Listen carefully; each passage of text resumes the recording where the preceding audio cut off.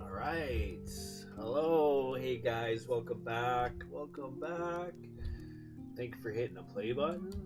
Let's go. That is so awesome of you. You beautiful, intelligent people. Turn it up. Johnny WhiskeyTango Sharp, here to help you guys and gals, parents, children's, help you learn. Supporting also mainly parents that are homeschooling their children, and yeah, I support you in that, and here to help. So let's go, let's do this. Quickly, I just would like to check the stream, make sure we're okay, that you can hear me just fine. So let's go, all right, awesome. We are good. We're going to continue, guys and gals. We are going to continue. We are doing, let me I know I got two tabs up. It's but anyways, that's okay.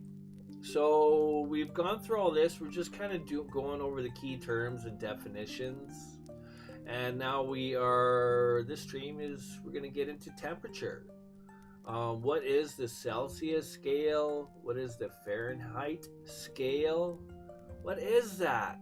What is up? What is up? So I haven't scrolled this up yet, but here we go. A little more information for you guys and gals. Now, if you need a copy of this, I wish I could fit it in my screen here for you. I guess I could probably zoom it. Is there a view zoom? No, that's a search, not a zoom. Is there a zoom at all? Gotta be a zoom. There's a pan, of course. That's okay. It's unfortunate, but what I do if I want to save something or clip something, I use what's called a snipping tool.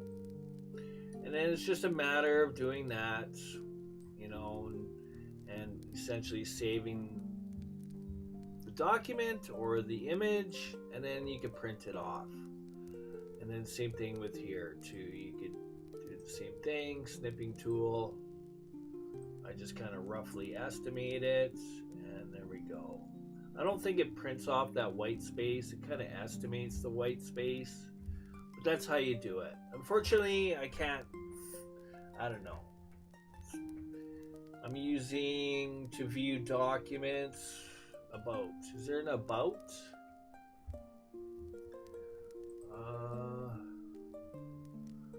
Document properties. There usually is an about section. Acrobat Reader. Okay, there we go. Okay, and it was like Adobe something. I just wanted to make sure I was giving you the correct information. It's a PDF viewer. That's all I care about. Okay, guys. All right, so we didn't talk about income calculations. We're not, I'm not going to scare you guys off of that. This is just some basic information for you. Conversion sheet, if you will. Some kind of metric to imperial conversions here as well for you guys and gals. Again, this is roughly 5/8, give or take. It's close enough. And then here's that yard and meter. A meter is apparently a little bit larger than a yard. I don't know. Those are the values, guys. Oh, it's right here. I gotta separate it. 1 yard is, my apologies, 1 yard is 0.9 or 91% of a meter, and 1 meter is 10% roughly of a yard. Okay. Of course, everybody should know that 1 foot is 12 inches. Again, I said a mile is 5,280 feet, which is correct. Yards, I haven't had it memorized, but there you go. It's right there. 1 yard is exactly 3 feet or 36 inches. Distance in imperial and such, that I've got down, right? I literally have all the fractions memorized. 16th is 0.0625, an eighth is 0.125, 3/16 is 0.817, 0.1875. I don't have it in front of me. I'm going off memory, guys. A quarter is obviously 0.25. And then now I could go on and on and on. 3/8 is 0.375. I got them pretty much memorized. So those are the parts of a foot, right? 3 foot, 3/8 or whatever, right? And then now we have temperature conversions, right? How do we convert from Celsius to Fahrenheit and vice versa?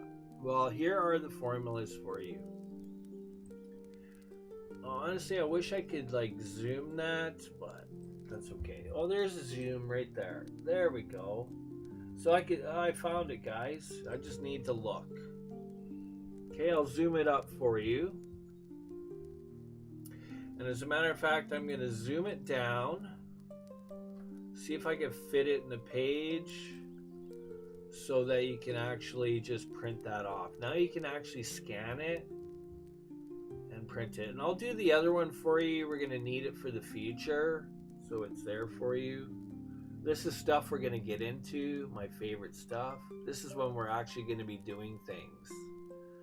Okay, guys? All right. There we go. Now it's a printable size for you. Let's make it bigger. So, temperature conversions. When you are provided with the Celsius temperature and asked for the temperature in Fahrenheit, it's pretty obvious, right? The final answer is Fahrenheit. The final answer is Celsius. Okay? And that's it. You could, if you have a nice calculator, you could actually put that into like a scientific calculator, kind of one of those not as like a basic scientific, but I'm talking like let's see if I can find the model I have. Now mine's a bit old school, but it's a Texas Instruments TI 83 Plus. Now if you Google search that, you'll see, right? And I know some of these I know before, like I had a Sharp, I think, before. The Sharp ones I find, no offense, TI, I love you TI, but the Sharp ones I think you could program. They're more programmable. So just to let you guys know, not that you need it. You're in grade 10. It's kind of what I used when I was in college. All right. So you really don't need it till then. But you can store values. Of course, you can store 9/5 into A. Just however you want to do it, right? Okay, so I have not. What do we do for definition? Definition of, I don't know, let's go Celsius, I guess. We'll do some quick definitions.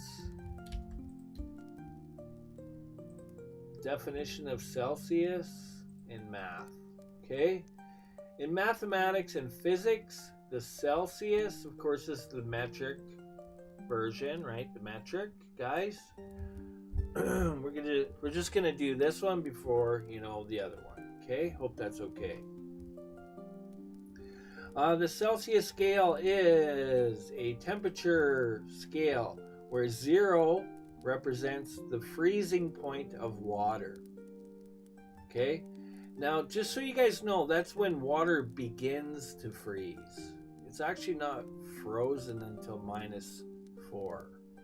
Okay, just to give you a heads up. That's when ice begins to freeze. Now, a lot of people don't understand this. That's why it's nice to have a temperature gauge when you're actually driving around. If you're driving on the roads and it's 0, you still have a higher coefficient of friction. Okay, it's kind of like driving on water. Okay, if you're accustomed to driving in rain and it's 0, you're still going to be fine.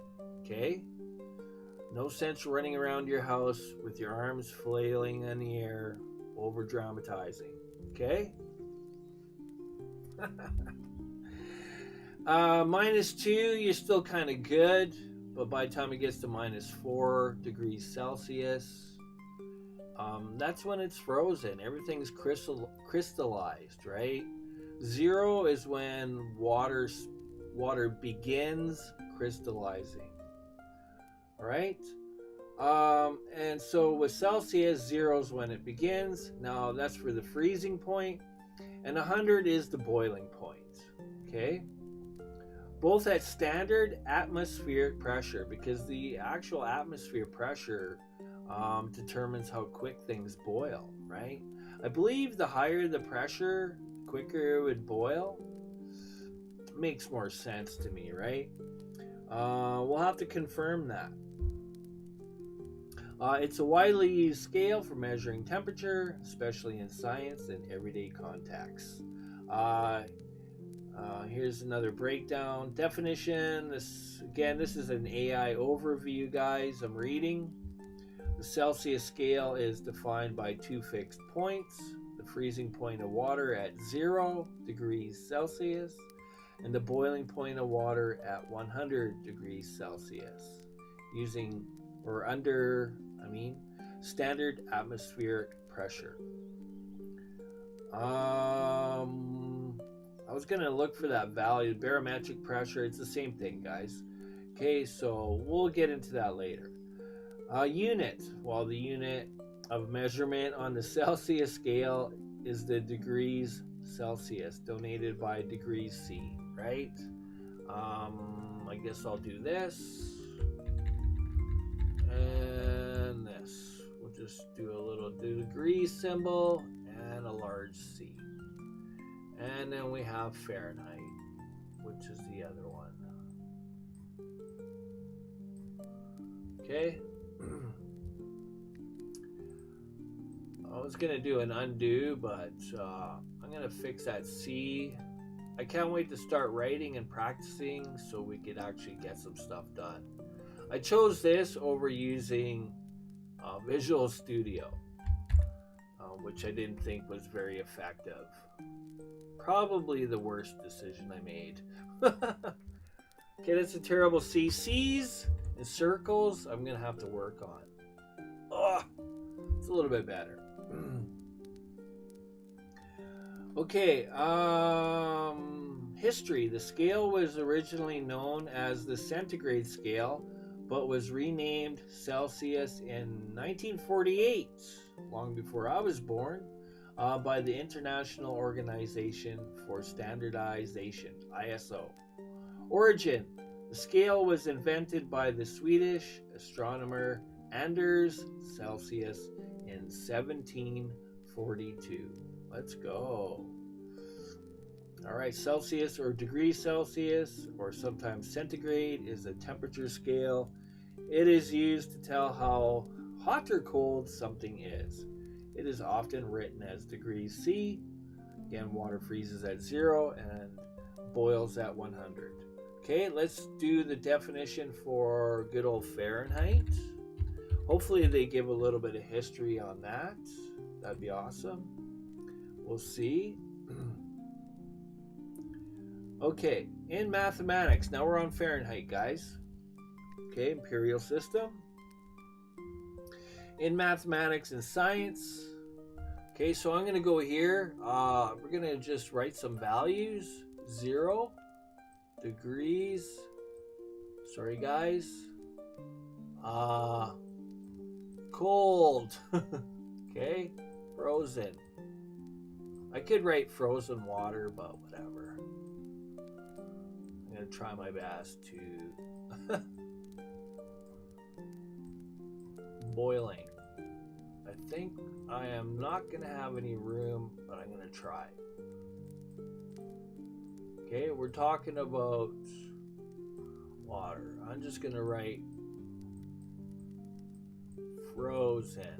I'm going to try, guys. Oh, that's terrible. Circles and that. Not the greatest at drawing circles, apparently. Frozen. I know it's terrible, but I'm trying, guys. Okay, I don't have the fancy tablet. I wish I did. All right, still living off Bologna&Weiners over here, guys. Okay, and no smartphone. Life is great. Okay, in mathematics and science, Fahrenheit is a temperature scale denoted by degrees F, where water freezes at 32 degrees Fahrenheit. Okay, I should have made a little bit more room, but we'll just get this written down. Okay, again, frozen. Okay, that's the comparison. So if you are my E is brutal. If you are used to the imperial system, just if you don't know what Celsius is, just remember 32 is 0. That's really all you need to remember. Okay? So if you hear 32 Fahrenheit, you know that's cold. I know you know that's cold. You're putting your sweater on at 50, aren't you? It's okay. Okay. And boils at 212. Okay, so that's the difference.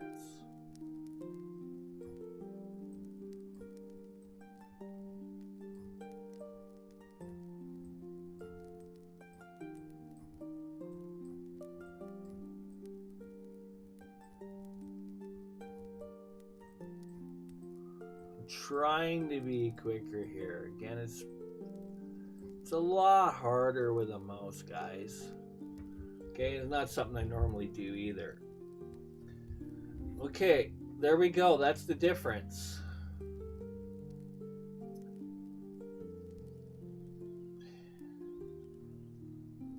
I'm just trying to think, like, yeah, just stick to remembering 32 is 0. Now, boiling, I guess you can remember 212 is 100. I guess. It's up to you. But there you go. That's the conversion, right? It gives you a rough idea. Kind of like I was doing the speed thing. Was it 50 miles per hour is 80 kilometers an hour? So 5/8. So if you want to know how fast you're going in kilometers an hour, just multiply whatever the sign is by 5/8. That should give you a rough idea the speed you should be doing in miles per hour. Okay? Roughly. Okay, let's see. Definition. Let's see. The interval between these 2 points is divided into 180 equal parts. I'm not sure what that is they're talking to. I wonder if I have actually a decent image I could show. Probably not really. That's okay. Definition: Fahrenheit is a temperature scale used to measure the degree of hotness or coldness of an object or substance. Essentially, it's temperature. It does the same thing. It just depends on what units you choose to use or what system you are using in the country you're in, right?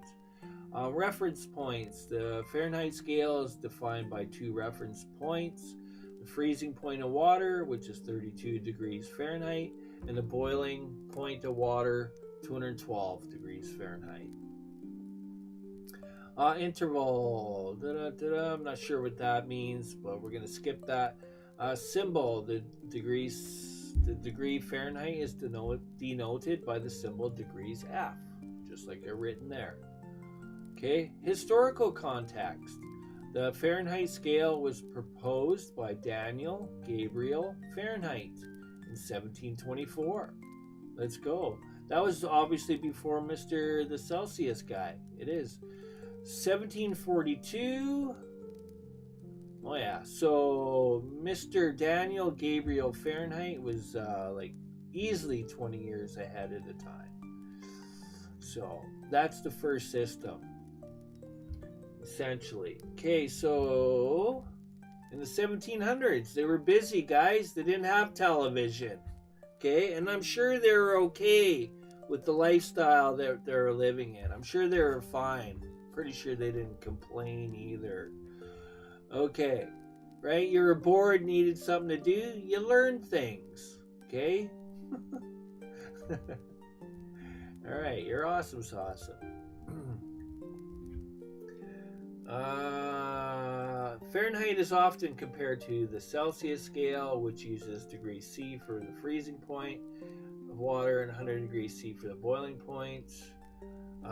There are formulas to convert between Fahrenheit and Celsius. Okay, I don't know how accurate they are, but that's okay. Also, guys, if you want, Wikipedia has a lot of good information. Support Wikipedia.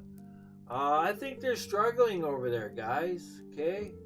Again, this is all information and knowledge, and it's great that it's out there, right? Especially, I don't want to go on a tangent, but especially with all the that's out there. These guys here have facts and truth, and this is the real deal information right here. Okay. It's a no lies website. That's what I'm going to say. Okay, so if you want to read up on the history or learn a little bit more, Wikipedia. Again, all I did was with my browser, I searched definition of Celsius in math, definition of Fahrenheit in math. Easy peasy lemon squeezy. Okay, and these are the formulas right there for you guys. Okay? All right. I think we've got everything kind of covered. Let's go back to... How big was this before? Something like that? I don't know. I'm just going to keep it there. This is our formula sheet. Where are we working now? What are we doing now? We need... let me just clean up some stuff here, declutter all the information and stuff I got going on. Pictures, I think. What am I looking for? Documents? Yeah, documents. My Adobe scans and mathematics. Let's see. Oh. Okay, let's see. All right, is this it? That's the sheet. Hold up. Okay, here we go. Oh, okay, did I close the one that I needed? Silly me. Okay, so there we go. That's the first page. All right, we've gone over the definitions. I know. A little bit, you got to go over that stuff, okay, guys? It's all part of the learning. Okay, here we go. So this is for you guys. Okay, a little more information. Okay, we're going to go over some examples, I guess. Example, 180 kilogram astronaut. Okay, just to give you an idea, remember the conversion was, I guess I'm going to have to open up the conversion sheet, formula sheet. Kilograms to pounds, pounds to kilograms, right there. Okay, 2.2 pounds equals 1 kilogram. Okay, so we have an astronaut, so kg is 2 pounds. Okay, and if I put in 180, that's 396.832 pounds. That's a pretty heavy dude. Alright, he's wearing a suit and everything, so that makes sense. He's athletic. Just there's no such thing as a 400-pound astronaut. No such thing. Okay, you kind of have to be a little bit athletic, all right, and not a glutton. All right, for example, a 180 kilogram astronaut has the same mass on Earth and on the moon. Okay, which is true, same mass. On the moon, where the gravity is less, an astronaut with a mass of 180 kilograms would weigh only 30 kilograms. So again, the moon gravity was, now I know I got rid of that. Gravity on the moon, 1.62 meters per second squared. So I'll put that value down again here. Just go like that. Moon.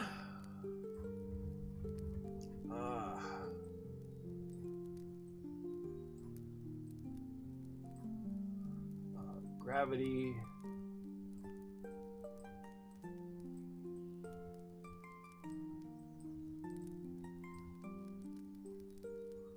Would be nice to have a tablet, guys. I wish I had.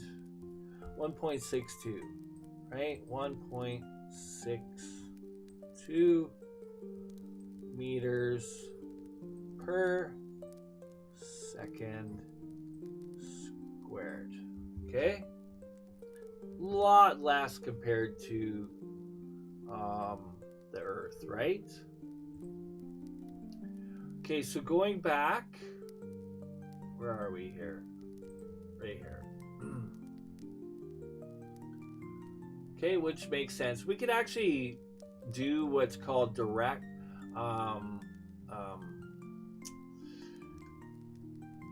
proportion. I'm just trying to think of that value. Let's see. Let me just show you something cool here. I forget what to call it. So we have 180 kilograms. Okay. Okay, so watch this. Let me just show you something here. So we make one side equal to another side. Okay. So we know the moon is 1.62. We know Earth is 9.81. Okay, they have to be the same. So the value, let's say we're going to solve for the moon. We don't know how much he weighs on the moon. Okay, but we know how much he weighs on Earth. Again, this is with having a suit on, right? 180 on Earth, right? Has to be the same side. Okay? There's a terrible circle. I can't draw circles, apparently. I'm going to try. They get really big when I do. So this is going to be X. This is the unknown. Okay, so I'm going to give you some quick, easy proportionality, directly proportional. I can't. What is that? There's a name for this. I just call it cross multiply. Okay, whatever you want to call it. We have one unknown. Okay, and we're comparing a set of values. The unknown is how much does he weigh on the moon? Okay, I'm gonna do this kind of stuff early on. You get used to seeing this. I'm gonna do this a lot. We're comparing here. This is comparison, and you can cross multiply. Cross multiply. So an x and an x. So you got to make one side equal another side. So what we do is, I usually put x on the left side. So x gets multiplied by 9.81. Okay? These are little tricks, guys. So stay awake and be aware. So now we cross multiply this. 1.62 times 1.80.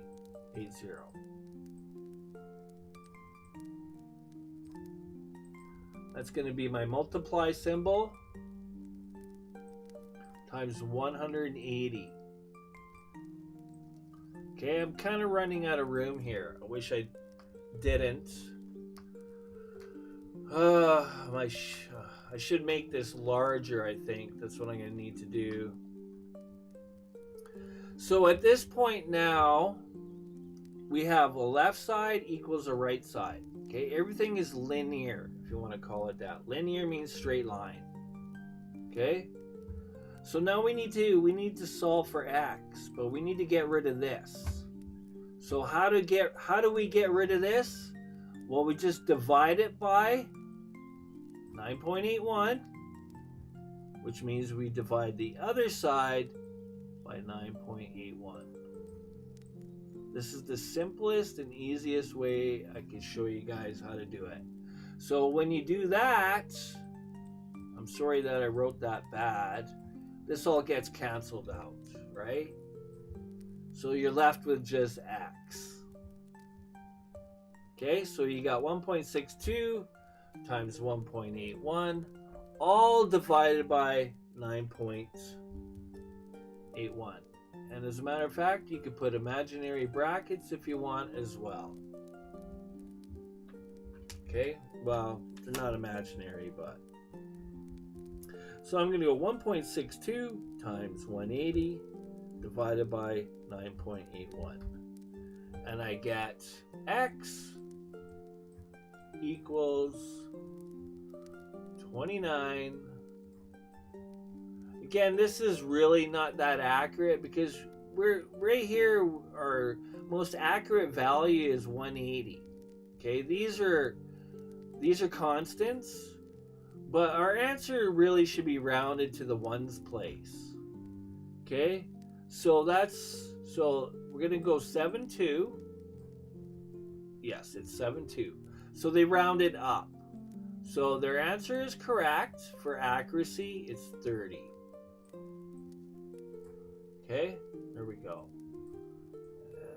Whoops, my bad. There you go. That's how you do that, guys. Pretty awesome, huh? So let's go back. I'm gonna have to maybe make my sheet a little bit bigger, or try to write a little bit smaller. We'll see how this goes.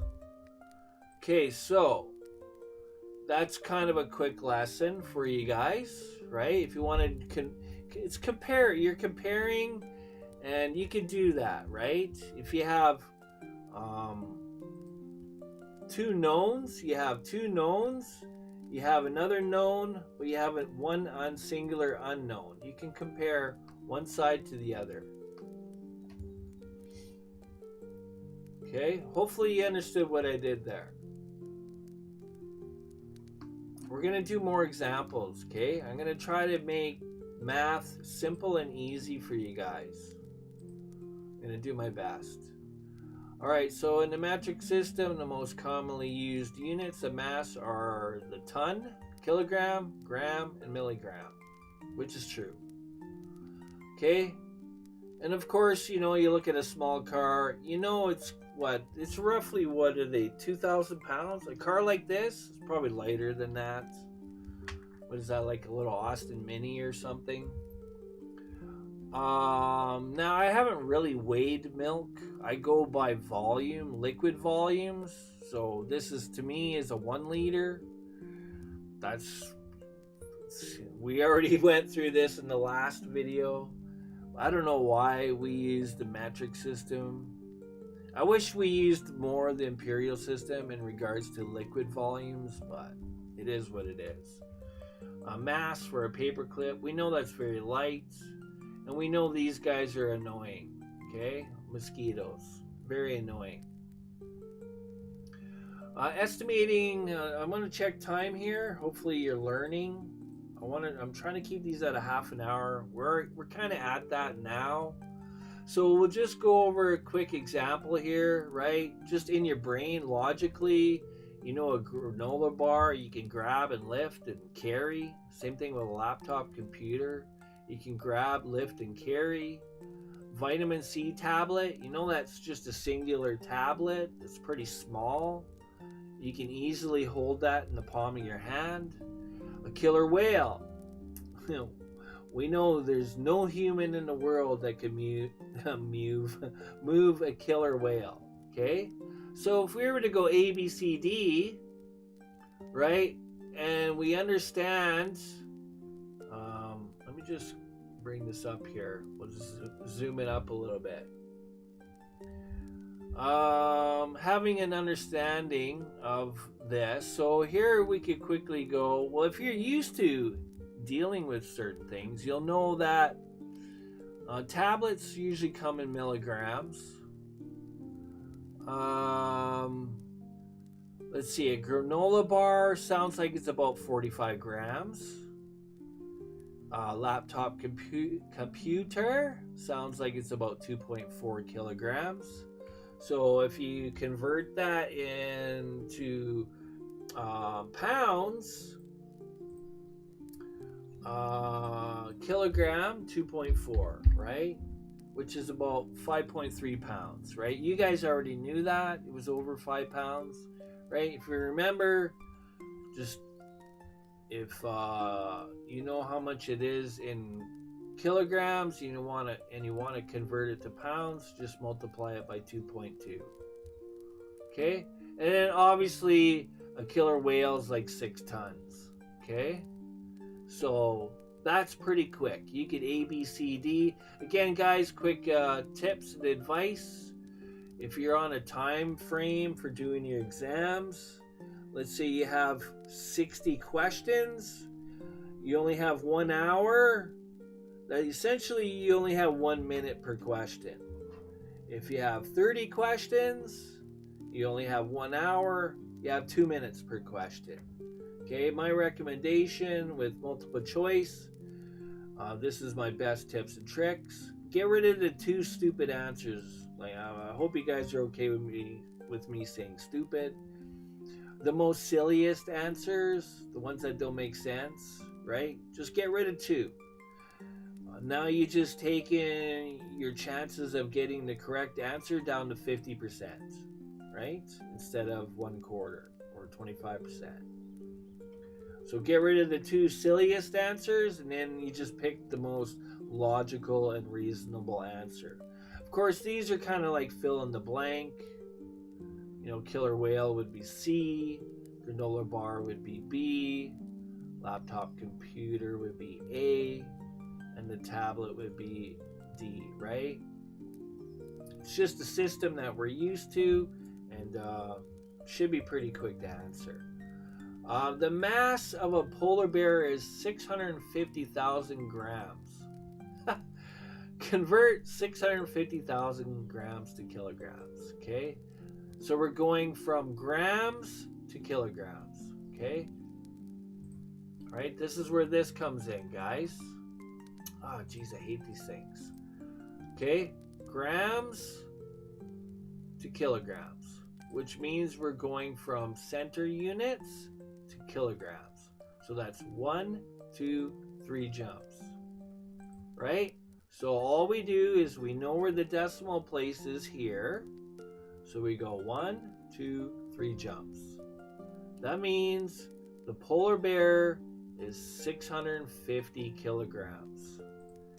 If we convert that to pounds, that's 1,433 pounds.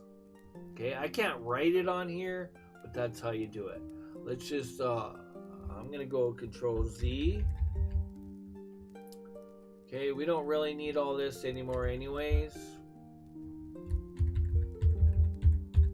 I'll just go like that. So 160 was it?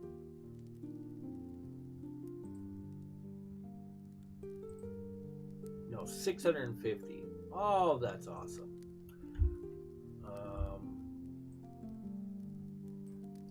I'll just remove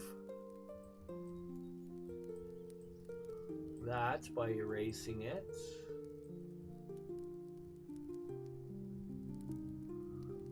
Okay, radar comma is here. You know this. So that is, I'm going to try to finish up here. Grams to kilograms, right? Grams. Kilograms.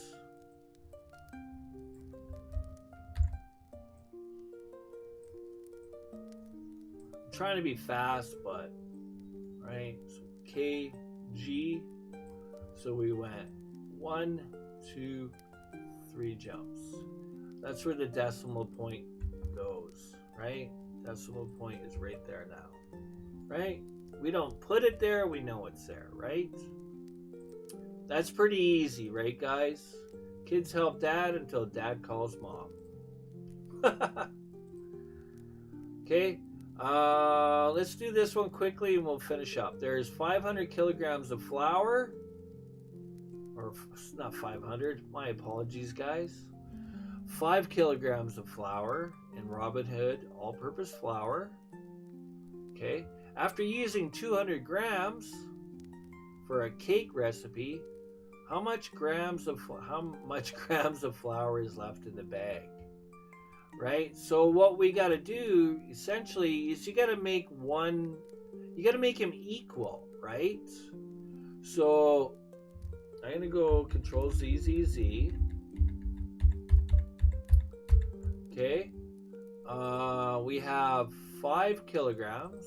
I mean, we could just leave it as 5. Okay. We don't need 2 zeros. It's too much accuracy. Okay. We don't need to be that accurate. Okay. 200 grams of cake. So we use 200 grams. Right? So we just got to make the units the same, right? So it just depends. What do you want to do? Which one do you want to move the decimal place? It's probably easiest to move the decimal place on this one. So we're going from grams. We got to go from grams to kilograms. Okay? We need to go from grams to kilograms. So that's 1, 2, 3 jumps. Okay? So that means 1, 2, 3. So that means we used 0.2 kilograms. Okay, and it's just simple decimal math at this point, right? Which I could do in my head, really, but we'll just kind of do it a long way here anyways. So we'll just go like this. Remember, when you're working with decimals, line up your decimals. And we're subtracting, right? So I already know this is going to be 4.8, but we'll just do it anyways. So we're going to borrow. This becomes 10. 10 take away 2 is 8. And 4 subtract 0 is 4. So it's just a matter of bringing the decimal point down. And remember, our units is kilograms. Okay, guys? There we go. That's how much is left in the bag. It's that easy. And again, that took, I don't know how long to do, and that should be about how quick you do a question on an exam, right? Again, maybe you take a little bit longer, and that's fine. I don't mean to stress you out or whatever. Maybe your parents or whatever will give you 2 hours for your exam, right? If you need that little bit extra time, just work on the focusing, right? I had to do the same thing. Okay, there's nothing wrong with it, right? Let's just say you have a superpower. Okay, there we go. So we have 4.8 kilograms left of the bag, right? That's it, guys. I'm gonna leave it at that. Hopefully that helps you. We're gonna continue with that. Stay tuned if you're enjoying these. This is for you parents that are homeschooling your children. 100% support you in your decision. I understand why, and I'm with you, and I understand, and I support you fully. If you're the child that is at home being homeschooled, give your parents a break. Don't be too hard on them. Try to learn, and they're there to help you. And just be patient and understanding. Okay, all right. I'll see you guys in the next video. For now, Johnny with Whiskey Tango Sharp appreciates you. That's it. Have a good day, evening, night, wherever you are, whoever you are. We'll see you guys in the next video. Take care.